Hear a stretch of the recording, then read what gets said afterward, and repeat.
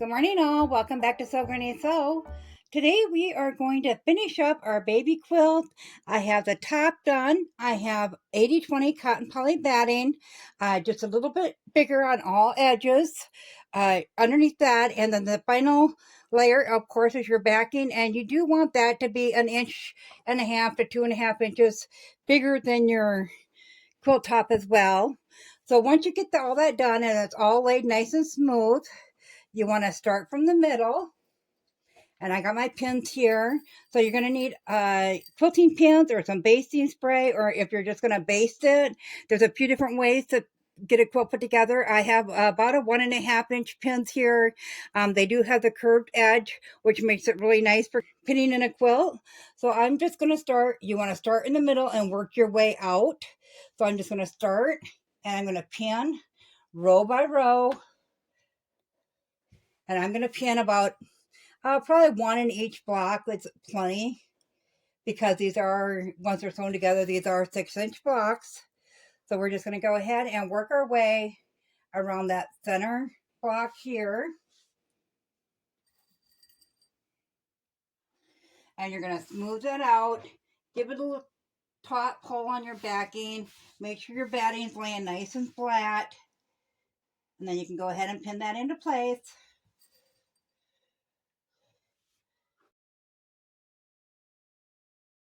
And when you're rubbing your hand along that, you can kind of feel if you got a bunching up in your batting or not, or your backing, especially if you're using the low loft.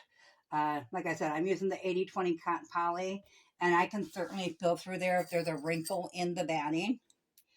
I'm going to throw one more pin right here just to be on the safe side.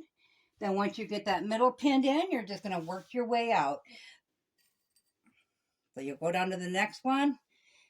Once again, work that batting and backing out and start pinning it into place.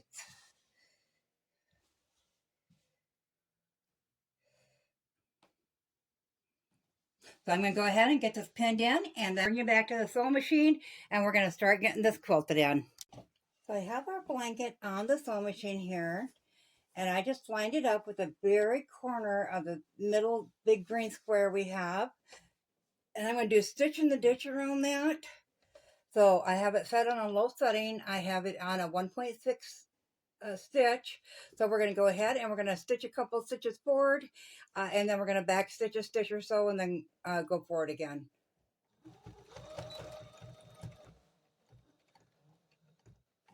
So if you want, at this point, you can put on your walking foot.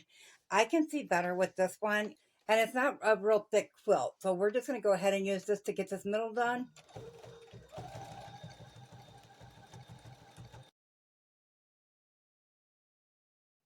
And if you need to remove pins along the way, if it's in your way of stitching, you can go ahead and do that once you get up to that pin, because it's not going to move much when your pin's right there.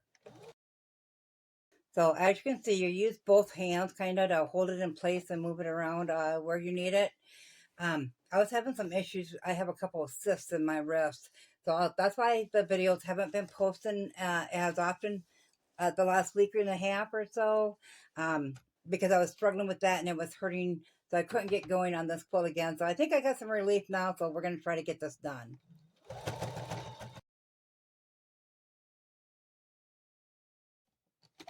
Now, once you get that side done, you can just turn it and work your way around. Now, I did go get those quilt clips to put on for rolling the quilt, but this one's so small, I didn't see the sense in using those this time.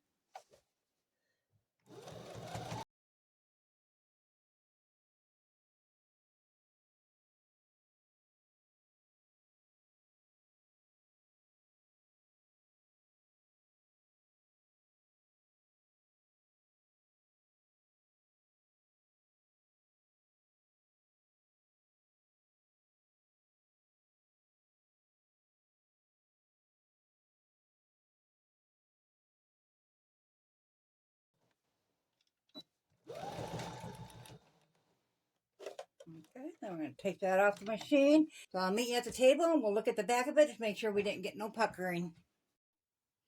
So I got the front side of just the square here is quilted in.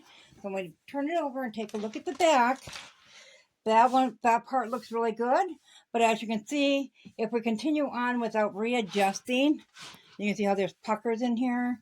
So we're going to go ahead and readjust our pins now that we got that part done before we get started doing the smaller squares.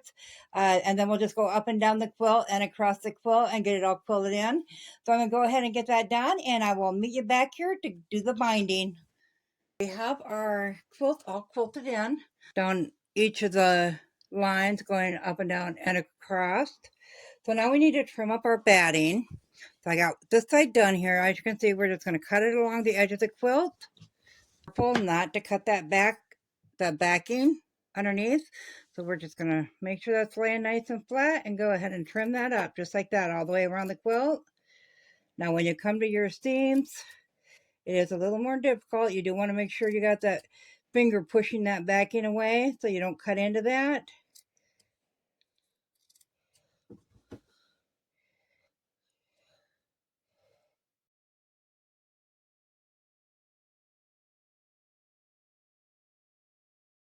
And then we're just going to keep turning it and do the other sides remaining. So I'll go ahead and I'll get this all trimmed up, and then I'll meet you back here. Let our bedding is all trimmed up. We're going to take the ruler and we're going to hold it over the edge 1 inch. Because 1 inch does give you enough. I mean, you can vary it and make it however big you want. But because we're only going to go over the one side, I think 1 inch is big enough. So once we get the ruler in place, nice and straight all the way along, we're just going to cut that down.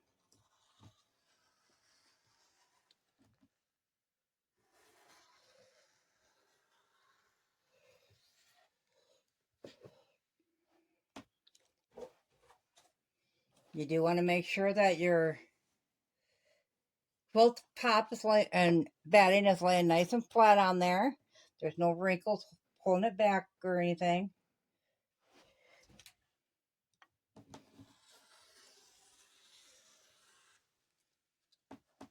Okay, so I'm going to go ahead and continue cutting the other 3 sides, and then I'll meet you back here and we'll get this pinned on. So we are ready to put on our binding, or binded edge, I should say. So all we're going to do is, now that we got it all equally cut down to 1 inch away, line the backing up at the edge of the quilt top once, and then we're going to flip it over onto the quilt top and pin that into place. And I'm just using clips. That's why I like the clips, is this stuff of the quilt.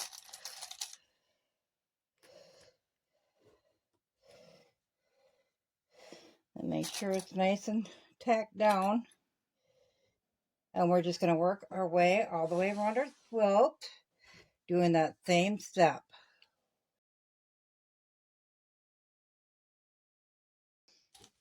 And then I like to do the sides both respectively. Okay, so now that we got those 2 edges, I'm going to show you the corner here quick. So you decide which direction you want to put the corners at. So I'm just going to go, because it is a square quilt, I'm just going to go ahead and pin that one down.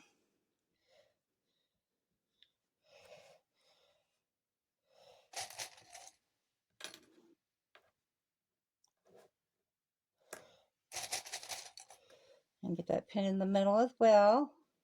And then at this edge, we're going to go ahead and fold that in. And make sure this part here is a little bit in from the outer edge. That way it doesn't hang out the end when you go to sew that on. So just put that corner in like that.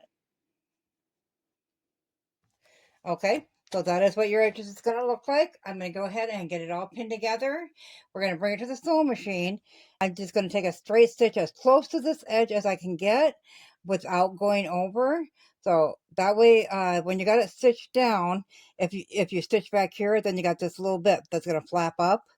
So I just go as close to that edge as possible when I sew it down. So I'm going to go ahead and get it pinned together, get it sewn, and I will meet you back here with the finished quilt. I have it all sewn together. So this is what our binding looks like. So you can't really tell the difference whether you use a self-binding method where you just wrap the back to the front, or if you put an actual binding on other than the back, you don't have that extra binding there. It's just part of the back itself. So let me know in the comments below what you guys think of this one. I think he's adorable. I think the quilt turned out nice. I think they're going to love it for the nursery. So a little bit about what we've been up to. We got the website up and running now. You can find that at SewGrannySew.square.site. It's right there on the screen. I'll also link that in the description below. I have been working on making some patterns up. I need to learn how to use the PDF files yet to write one. And then I'm going to release those with quilt kits available on the site. Right now we have back quarters, 5-inch turn packs, 6-inch packs, 6.5-inch packs, and of course the layer cakes at 10-inch packs. I am going to add yardage here and there of stuff I have on hand. So, as always, guys, if you found this video useful, go ahead and give it a big thumbs up. It really helps our channel grow. If you haven't subscribed yet, go ahead and hit that subscribe button because we'd love to have you here at SewGrannySew. Thanks all. Have a good day. Bye.